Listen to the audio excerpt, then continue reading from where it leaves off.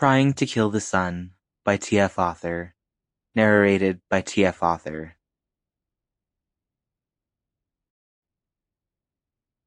Paperwork. 5 years prior. All love stories are tales of beginnings. When we talk about falling in love, we go to the beginning to pinpoint the moment of free fall. Megan O'Rourke. The Centipede. Thwack! A man wearing red spandex and gold lettering kicked a large wooden crate off the docks as if he was kicking a large soccer ball. It flew until darkness obscured it, and then he took to the sky hollering. The Centipede, an extremely tall, thin man in a graying hoodie with chin-length curly brown hair, sat patiently on a large crate at the docks. He chewed on a pen thoughtfully and pored over an arch-nemesis contract, humming to himself. He ignored the superhero, who'd been at this for at least 10 minutes. The arch-nemesis contract bound him to the superhero, but it was much more for publicity than it was for serious rivalry.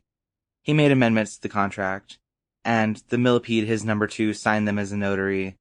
Above them, the giant red annoyance boasted and flew around.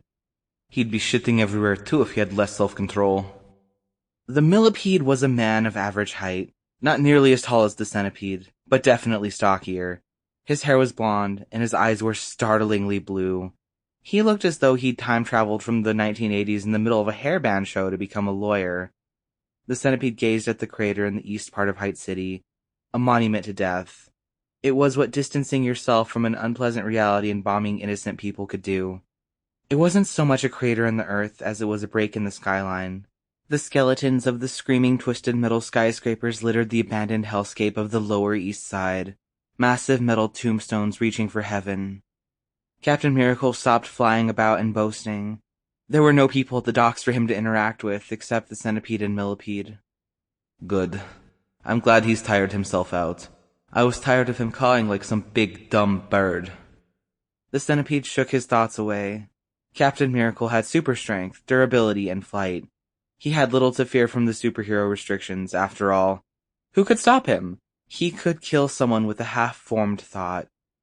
The League fully protected him if his super strength wasn't enough, so he wore his hero costume in public. It was like a boast to other superpowered people who couldn't make it in the League. It was as if he was saying, I get to exist as myself, all the time. The suit was a red spandex prone to tearing in just the right places, with a gold asymmetrical M on the front. He flew toward the centipede and millipede, his black hair stiff on his head from the unnecessary amount of gel he used. He landed confidently on the ground next to the villains and stretched. So, have you signed yet? I'm very excited to have the esteemed Dr. Anatol— Sample complete. Ready to continue?